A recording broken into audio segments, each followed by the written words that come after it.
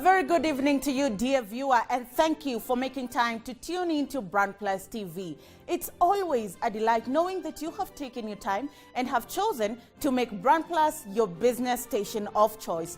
My name is Ndiro Ganga, ready to bring you up to speed with all the top stories making headlines. And as you know, we're all about business. Let's take a look at some of those stories.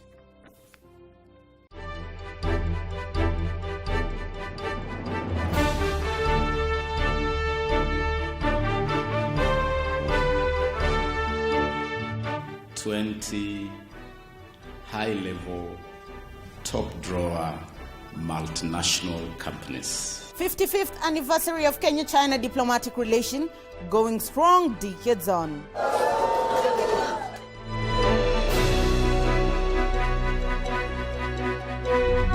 Wanton wastage of county funds by the county assemblies. It's our money, we demand accountability. Getting the medical records to be at a point where we can use it. 12th Open MRS Implementers Conference. Where are the records? It has a user guide.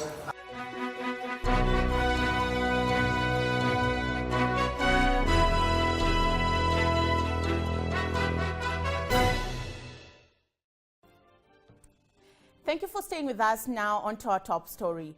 China has been a close ally of Kenya over the years, and the current sharp focus on the imbalance of trade has not slowed down this comradeship. Today, Kenya and China celebrated the 55th anniversary of Kenya-China diplomatic relation, an event celebrated at the Intercontinental Hotel in Nairobi. Our reporter Karari John has more details.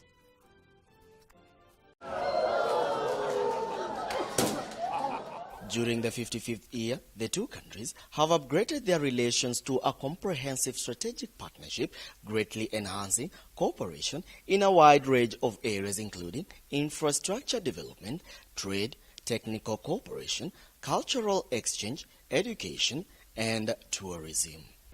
Kindly come and join them at the back.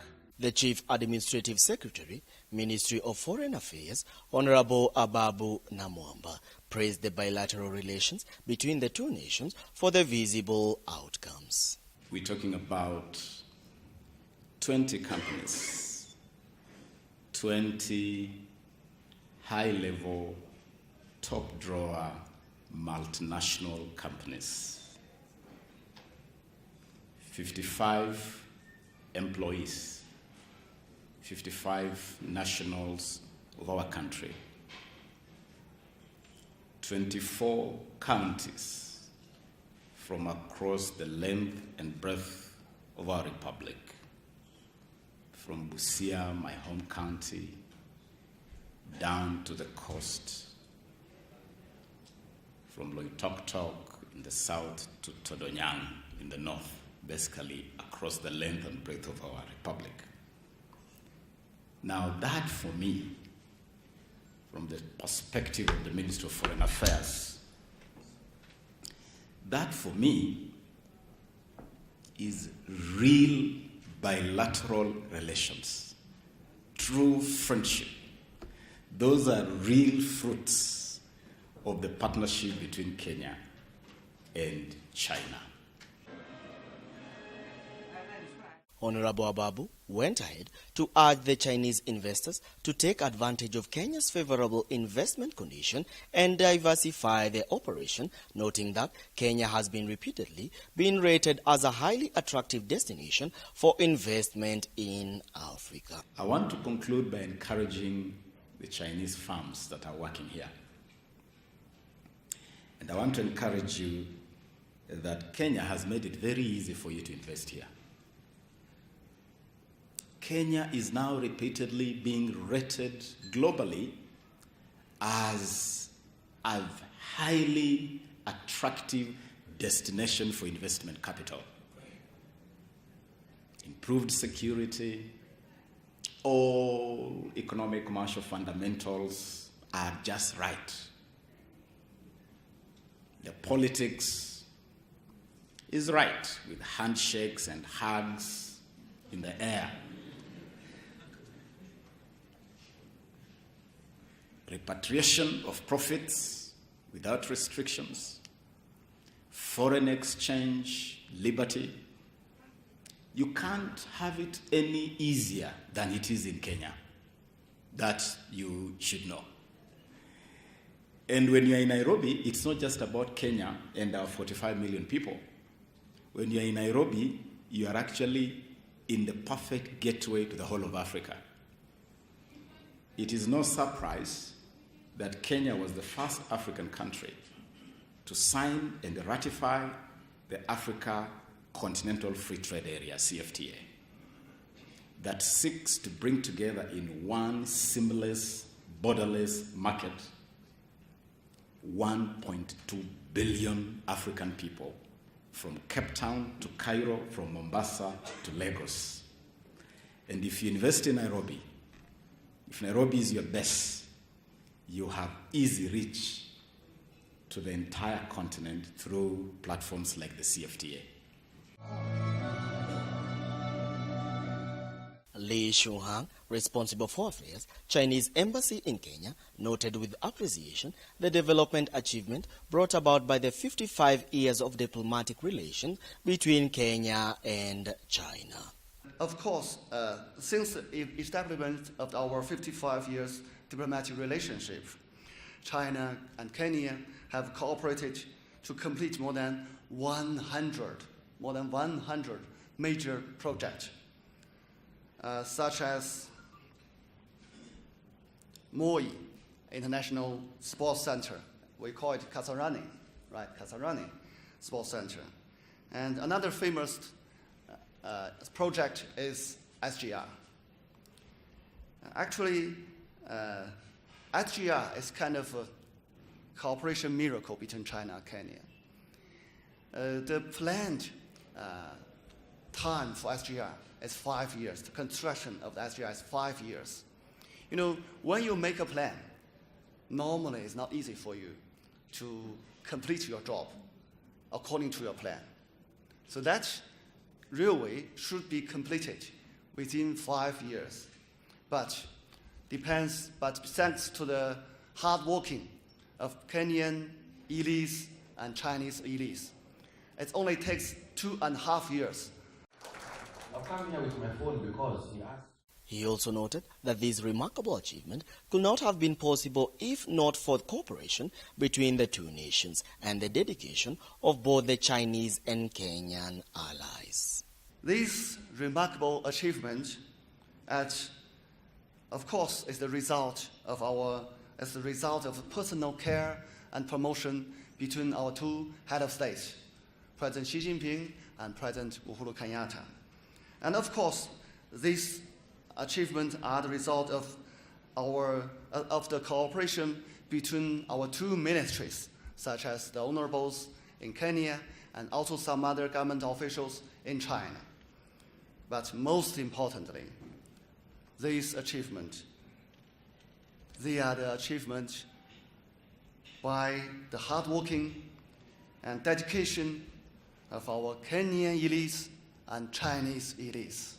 So let me take this opportunity to thank you all for your hard working to achieve this China-Kenya miracle. Kenyan staff are so diligent, well-educated, professional, ambitious, and far-sighted. They can overcome the cultural differences and language barriers and make a difference. The event saw outstanding 55 local employees from Chinese companies in Kenya rewarded for their contribution to the bilateral exchanges. As the two nations celebrate selfless individuals who have worked hard to foster good relations between the two nations, we can only hope for continued and favorable bilateral relations that will see Kenya achieve a favorable balance of trade. Reporting for Brand Plus TV, I am Korari John Wambugu.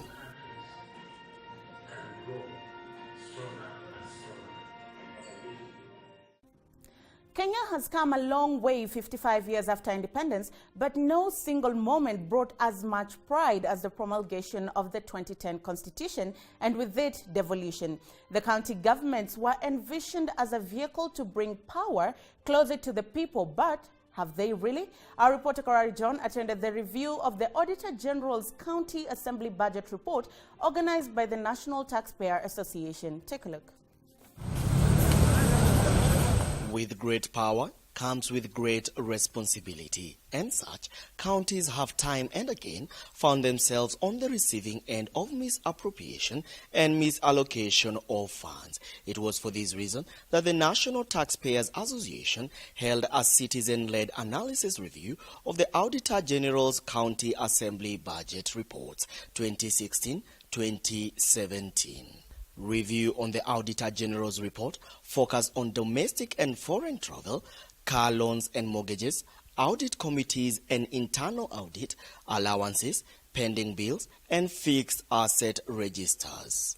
Some of the wanton wastage in the counties include Nyandarua County, an amount of Kenya shillings 4,865,000 in respect to subsistence allowance to MCAs to organize and review the annual development plan 2017-2018 at Lake Naivasha Resort on 26th to 30th September 2016. In Tharaka Nithi County, the Speaker was given Kenya shillings 1,222,919 to attend a training in public budget and fiscal management seminar in Durban, South Africa. On top of that, the invitation was for one person. However, the county sent 2 officers. In Kericho County, the County Assembly had 62 meetings outside the precincts, totaling to Kenya shillings 131,070,000, and out of 1,159 committee meetings, totaling to Kenya shillings 187,332,000, only 18 reports and 6 statements were prepared and tabled in the plenary. In Siaya County, a whopping Kenya shillings 234,583,200 was spent on domestic travel.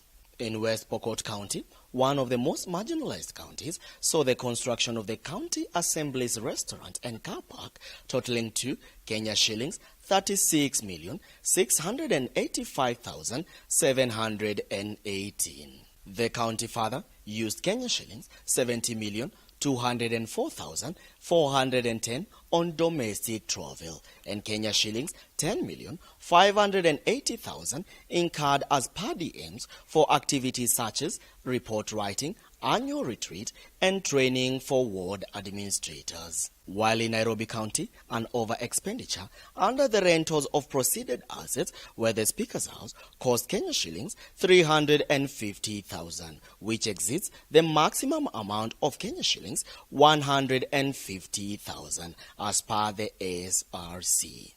The County Assembly, therefore, overpaid the Speaker's House by Kenya shillings 5,200,000 for 26 months. Chairperson, Parliamentary Public Accounts Committee, Honorable James Opio Wandai, started by reminding the taxpayers the power they wield over their taxes. Because it is important that taxpayers, who are all of us really, get to know how their taxes are being applied. It's very, very important. And for that to happen, taxpayers need to be organized.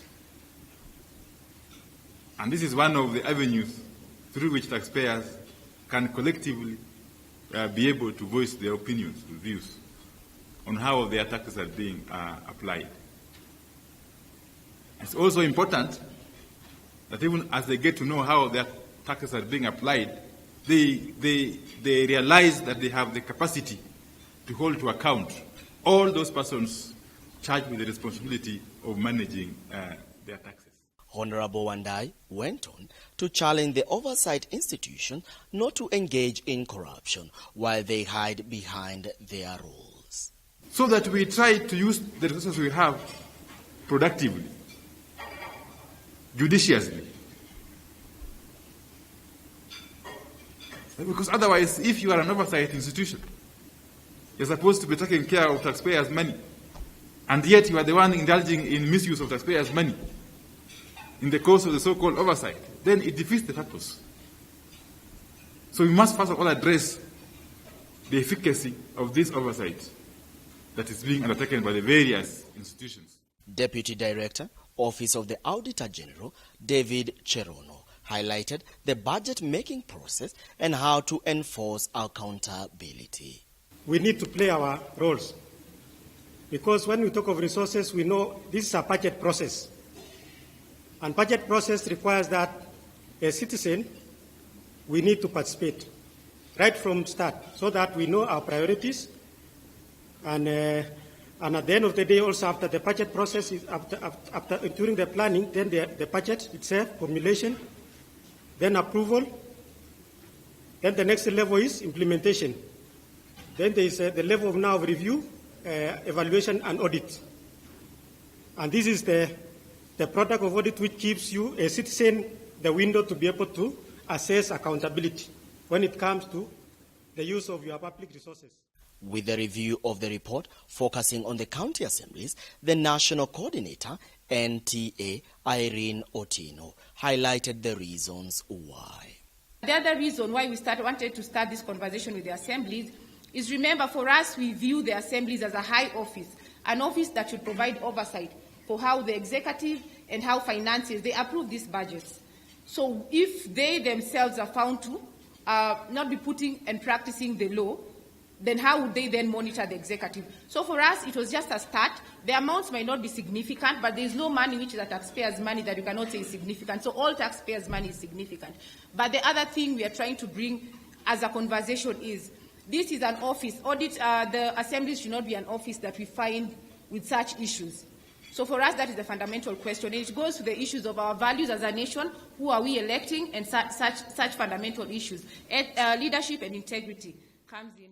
The fruits of devolution can be felt in areas of our countries where the leaders are focused on realizing its mandate. However, in some, it continues to endure the slow struggle through misappropriation and misallocation of resources, driving it slowly but surely to its deathbed. Reporting for Brand Plus TV, I am Karari John Wambugu. On that accountability note, we take a short commercial break, but do stay with us as we still have so much more lined up for you on the other side of the break, including matters medical records. You don't want to miss that.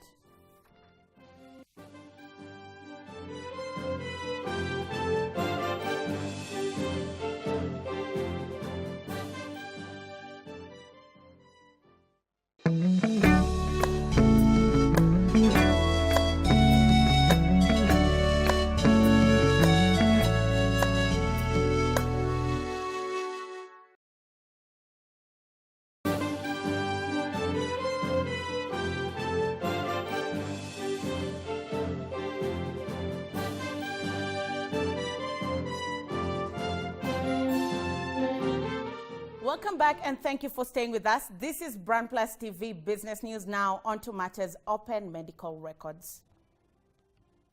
The 12th Open MRS Implementers Conference and Helena Conference kicked off today at the Movenpick Hotel and Residences in Nairobi. The event brings together stakeholders in an effort to collaborate, share implementation experiences, and discover new ways of improving open medical record systems. Take a look. We declare the Open MRS and Helena 2018 conferences officially open.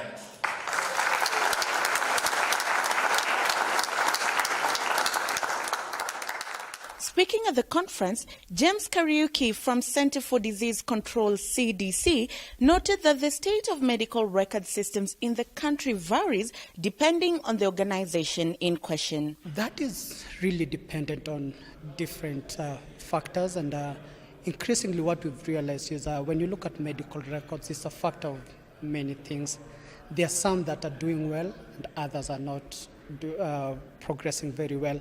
One thing that we have realized over time is the role of governance and leadership in ensuring that we have good information or good medical record, which also play a role in terms of really defining what is our security measure in terms of how we use the information.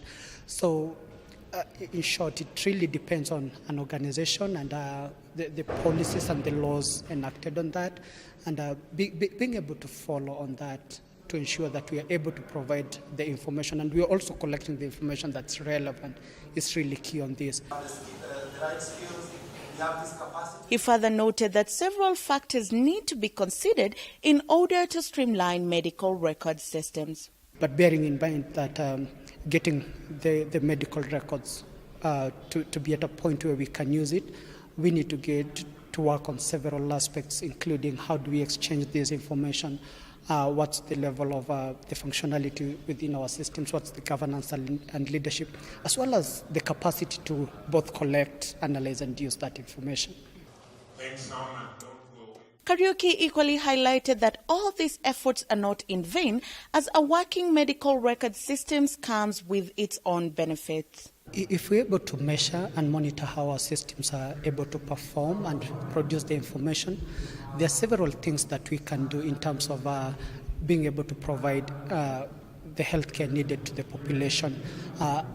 As an example, if we know that our systems are able to respond to diseases, for example, if we have a cholera outbreak and our systems are able to provide that information and is accessible to the people who make decisions or respond, that will be key in terms of being able to intervene and controlling the spread of that epidemic. Another example is HIV. In terms of knowing who's infected, are they seeking care, are they on ARV, which is critical in terms of reducing the transmission rate within the community. So the key thing is really getting the information in a way that people can understand it and also make decisions as to what they need to do about it. With the country currently aligning itself to the Big Four agenda by the president, the public health practitioner noted that such a system will go a long way in integrating all the other agendas and identify how they can implement universal healthcare coverage. In terms of understanding what information we have and plugging into the Big Four, one of the main important things is to understand how this information can play a role in ensuring that the other three agendas that support health also understand what health need, and getting that collaboration and understanding across what need to be done in terms of the infrastructure needed, the facility, the kind of support we need at hospitals, and how this information can be used from that level to the top, and also showing how this information is useful to the people anywhere within the country. So part of understanding what we can produce using our information system is core to knowing what the other agendas need to do to support this main agenda, including other ministries and other parts of the government. With the conference being in its 12th edition, stakeholders are seeking to find ways of using open medical systems to strengthen primary healthcare, maternal and child health, and prevention continuity of care models linked to continuous quality improvement. BI, one of the world's leading pharmaceutical companies, has today launched the Last Mile Initiative, an integrated solution-driven program that seeks to address crucial animal health challenges by creating consistent availability of animal medical resources in hard-to-reach areas. Our reporter Daisombo was present at the launch ceremony and filed the following report.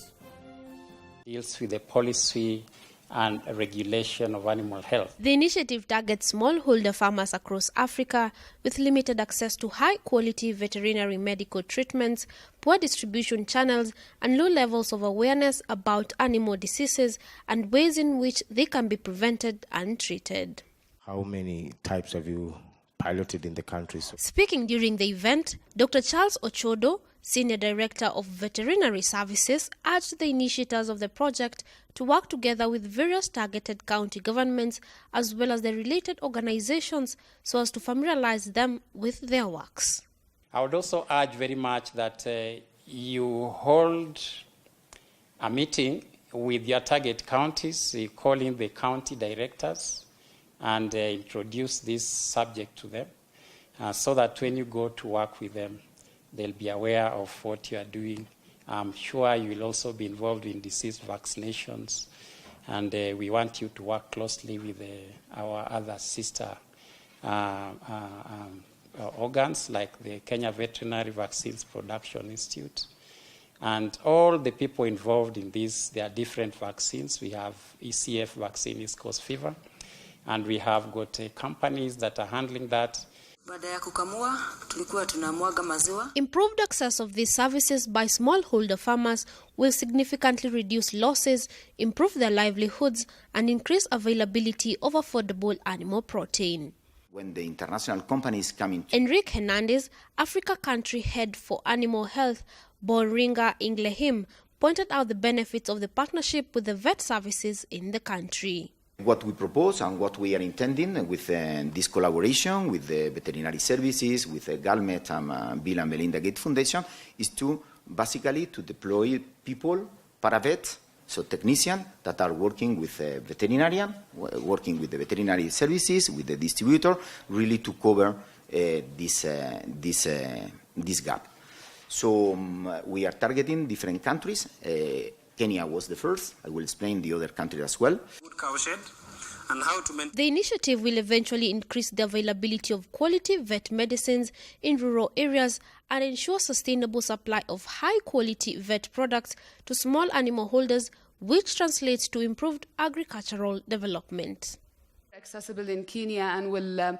Chief Executive Officer, GalvMed, Peter Jeffries, stated that the animal health industry could contribute to agricultural development, but if only the needs of these farmers would be addressed. But GalvMed has a particular mission. It's a very specific mission focused on the needs of smallholder farmers across Africa and across South Asia, with a particular focus on developing products to fit the needs of smallholder farmers. We do that by drawing on skills, particularly focused on vaccines, and we work on developing the skills that sit within the private sector typically, but also collaborating with local partners for field studies, local research institutes and so on, to ensure that products that are needed by smallholder farmers are made available in a way that suits them and ideally improved accessibility associated with that. Diseases affecting livestock can have a devastating impact on animal productivity and production, on trade in live animals, meat and other animal products, and even on human health. Such initiatives go a long way in ensuring that these challenges are addressed and with it, empowering the smallholder farmers economically. For Brand Plus TV Business News, I am Daisy Wambua. Well, on that note, let us now take a look at how the markets performed today. Here is a summary.